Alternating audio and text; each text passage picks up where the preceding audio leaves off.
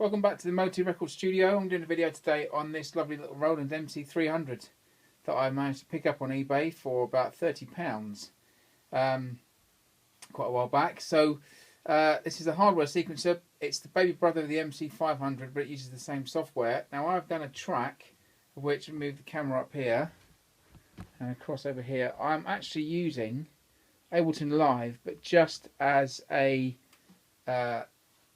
kind of a MIDI rack, if you like. So I'm going to be using I've got the Spark drum machine, which I'm using for drums. I've got the Mini Moog plugin, the mainly Arturia plugins, the Selena string machine, all Arturia actually, apart from this one, which is the LX, and the Jupiter 8 plugin as well there. So I've just doing this video here basically just to show that you can use hardware sequencers to trigger plugins as well, which is pretty cool. So I've got it hooked up through my MIDI interface, which is this unit just here, the Motu MIDI Express XT. So that's running all my MIDI kit into there and plugged into the computer, obviously USB. My D5 keyboard there is the main master keyboard, and if I bring you back down to here, then we can just add. I've got a track I've already been working on, and I'm just going to add the last sort of part to it. So we've got the track, which kind of sounds a bit like this. Let's get a bit more rally on there for you.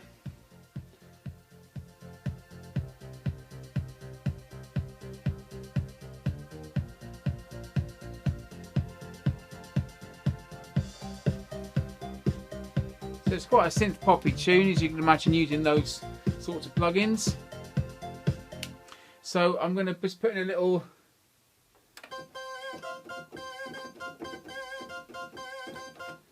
part in like that on the D5,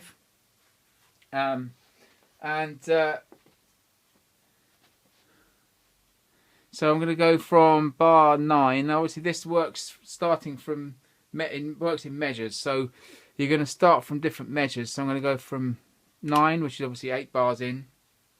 I'm going to drop it in track 4. So I'm going to put it into real-time record on track 4. It's got 4 tracks of MIDI and 1 rhythm track. So this is playing the drum tracks, and then the bass line's on 1 track. Then we've got the Selena string pad is on the 2nd track, and then the Juno is on the 3rd track, and then Jupiter 8 is on the 4th track. So they've done it nice and simple. MIDI channels 1, 2, 3 and 4, and then 10 for the rhythm. So it's standard MIDI channels.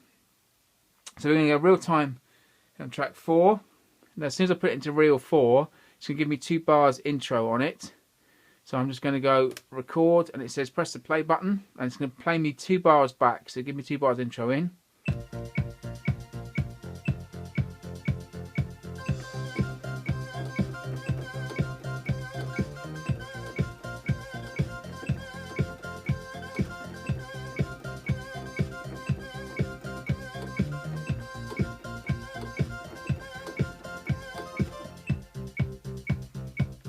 Okay, go back and listen to that. So we go back to bar 9 or measure 9, press play. Okay, messed that up a bit, so let's go and do that again. It's easier just to go and do it again than it is to go in and edit it. So we'll just go in and play that again. So record, and it's just going to go over the top of it.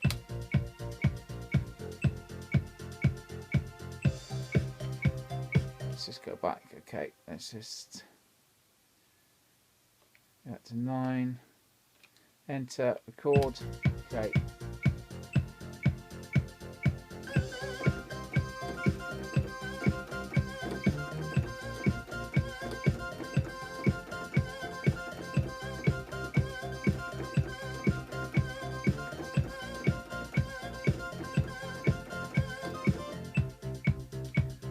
Okay, so let's go back and check that.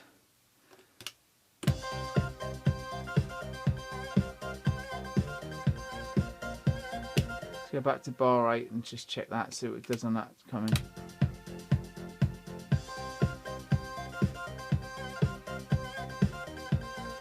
Yeah, the intro's a bit weird on that. It's because I'm pushing the beat a little bit. So maybe we'll actually come in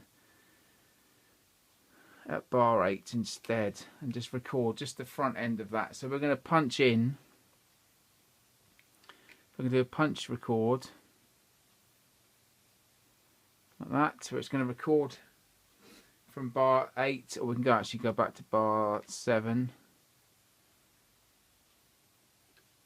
I can punch in from wherever I want to start from by just pressing the record button. So I'm going to do that.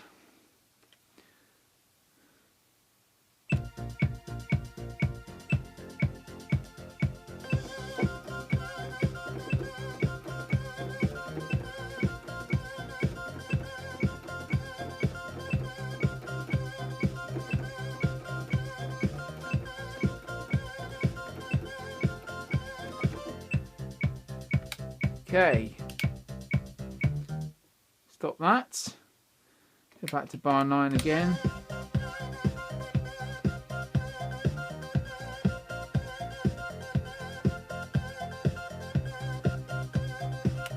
Okay, let's just go back to bar 8 and just check that entry.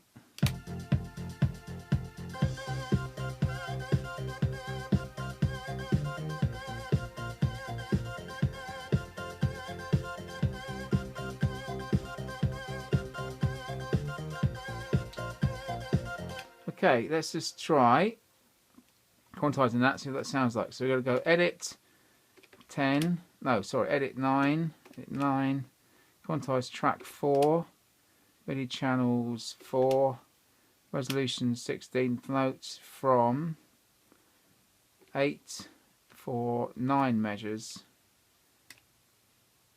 to go to quantize it to track 4. Be sure, press record, stop. And we go to track, well, measure 8.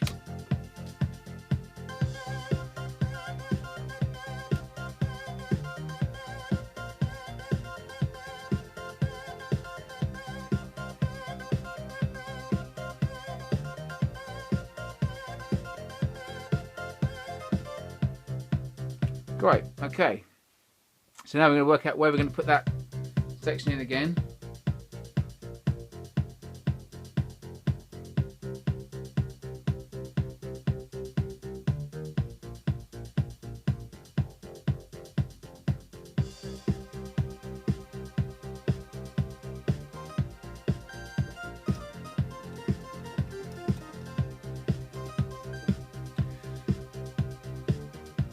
Come in, measure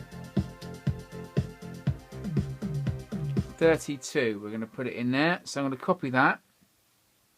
So you can take it back to 32. Remember, we're going to do it for 9 measures, so it's going to be 8 bars, but with that first note pushing just off the end of bar 32. So I'm going to go edit 10, copy from track 4, all MIDI channels, because we've only got one on there anyway, from measure 8 for 9 measures, copy times, let's do it once, to track 4 at measure 32. Let's see what happens. So you can see it's a little bit more long-winded than it is using something like Cubase or Pro Tools, but it's actually quite cool and quite fast to work when you get used to it.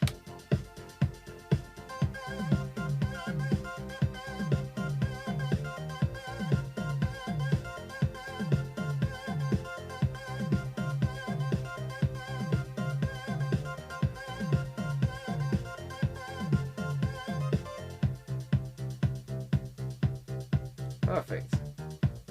Let's work out where the next time it's going to be in.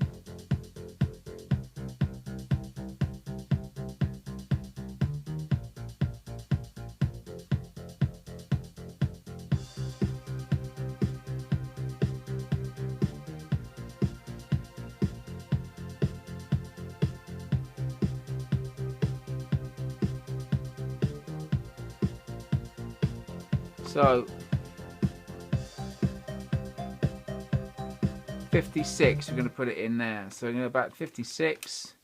We're going to go edit 10, track 4, MIDI channels all from 8 for 9 measures. Copy times 1. Track 4, measure 56. And let's see what happens.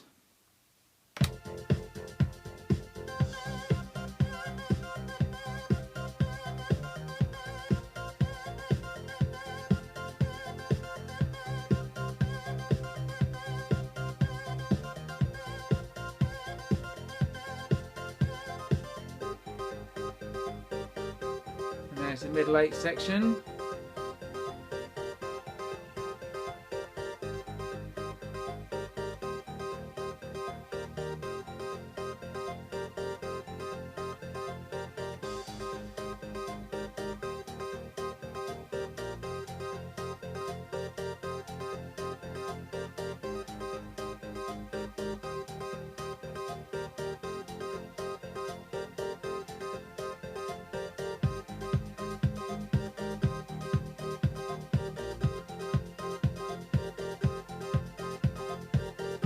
So the MC-300 is actually doing all the drum tracks. As I said, it's you program into patterns in there and then program a rhythm track from the patterns. 88. So in at 88, you're going to go in at. Actually, no.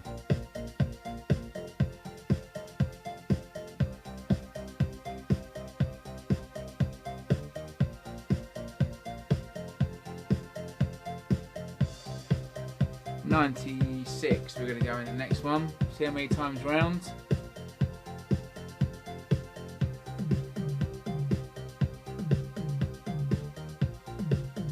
that's once round, twice round, okay. So in at 96, so we go back to 96, edit, 10, track 4, MIDI channels all from 8 for 9 measures. Copy times. I'm going to do it one at a time actually. So I'm going to do track 4 from copy to measure. Just do 96 to do this one. Okay, stop.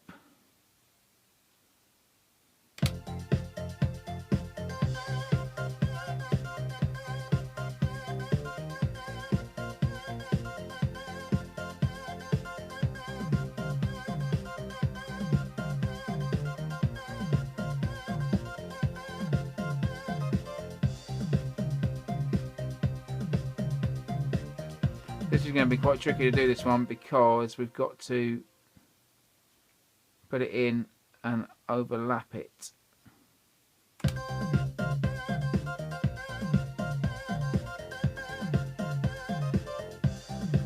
So from 105 we're going to do 9.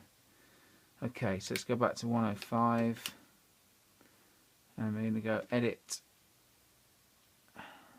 10, track 4, MIDI channels all from 9 for 8 measures this time. Copy times 1, track 4, measure 105. Okay.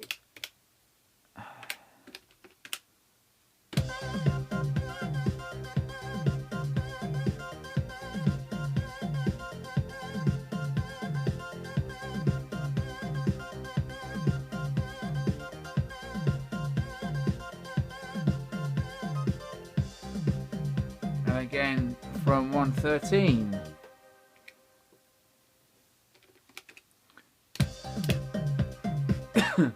Okay, so again from 113. Edit 10, track 4, MIDI channels all from measure 9 for 8 measures. Track 4,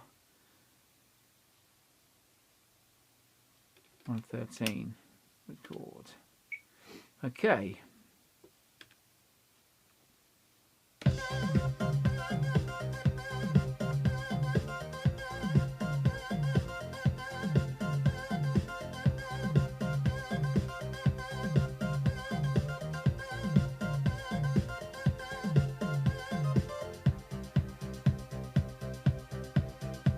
Okay. So that's entered that all the way through the whole track. So now we just need to work out how to do it all. And obviously, of course, when you get using all the plugins inside something like Ableton, I've used Ableton because Ableton was the easiest one to set it up on. I tried using like Main Stage. Logic wouldn't do it because you couldn't do it in Logic. You couldn't do it in Pro Tools. Ableton you can do it because you can. Let me just show you this very quickly. If I just remove this from the stand. Just put this camera off here, excuse my fingers, there we go. It's because you can set the individual inputs from here, the actual input it's coming in from, and then what channel it's coming in on as well, which is what you can't do, or what I couldn't get it to do on anything else. Main Stage just crashed every time I tried to do it. So that's why I ended up using Ableton Live. And of course when I press play, down here, I've got individual levels for each, individual pans, I can put effects on it, but the actual sequencer isn't running at all, it's just using it as a rack of sound. So, that's my little video on how to use hardware sequencers with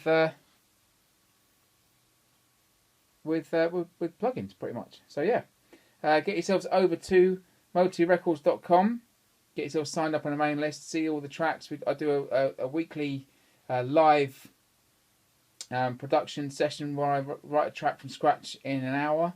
So you can get onto there, subscribe to the YouTube channel. You can see all those videos in our channel anyway. And yeah, get over to motorecords.com, get yourself a load of free music, and get yourselves all the sample packs for the tracks. Great. I'll see you soon.